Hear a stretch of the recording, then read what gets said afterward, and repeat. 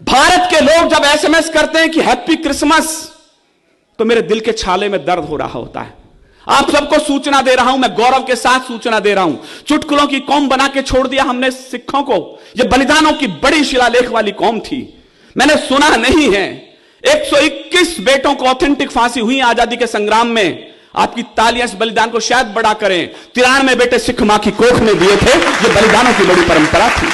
मैंने सुना नहीं इतिहास के अंदर कि ऐसा हुआ हो। यह कौम शीश देकर जन्मी, यह कौम शीश की दानी है। यह 7 दिन पंजाब में शोक का सप्ताह माना जाता है। धरती पे सोते हैं लोग। गुरु के 4 बेटे बलिदान हो गए। 2 बेटे सरहिंद की दीवार में जिंदा चिनवा दिए गए। जो बेटे चमकौर के दुर्ग में लड़ते लड़ते बलिदान हो गए। जब छोटे बेटे के गर्दन तक ईंट आ गई तो बड़े बेटे की आंखों में आंसू आ गए। बड़ा भाई रोने लग गया।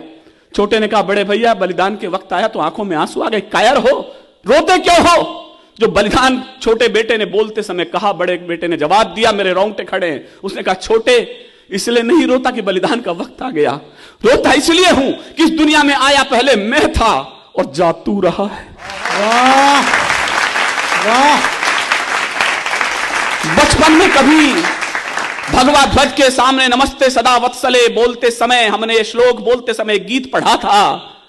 जोरावर जोर से बोला, फतेह सिंह शोर से बोला। कहीं बैठे तो दिया कर रहा बधिया कटेम के लोग, तो जरा मेरे इस लाइन पर अपना साथ दें। फरावर जोर से बोला, फतेह सिंह शोर से बोला, रखो ईंटें भरो गारे, चुनो दीवार हत्यारे, निकलती सांस बोलेगी यही दीवार बोलेगी, हमारे देश की जय हो, हमारे धर्म की जय हो, हमारे देश की जय हो, हमारे धर्म की जय हो।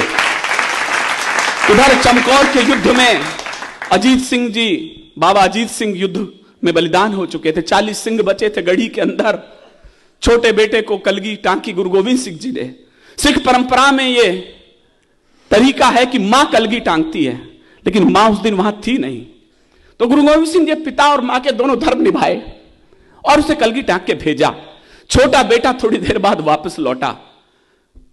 गुरु समझ गए कि शायद डर गया है। कहले कैसे आए? कहले पिताश्री प्यास लगी है, पानी पिला दो।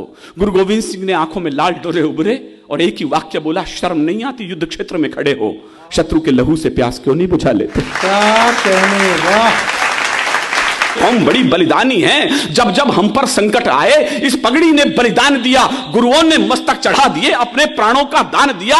कुछ को आरे से चिनवाया, कुछ थे रुई से जलवाए, कुछ सूली ऊपर टांक दिए, कुछ दीवारों में चिनवाए। वो गर्म तवे पर चढ़े मगर, मुझे खामोशी खल जाएगी इस बार आपकी, वो गर्म तवे पर चढ़े मगर निज सत्य पंथ से डिगे नहीं। पुरजा पुरजा कट गए मगर मुगलों के आगे झुके नहीं। पुरजा पुरजा कट गए मगर मुगलों के आगे झुके नहीं। पुरजा पुरजा कट गए मगर मुगलों के आगे झुके नहीं।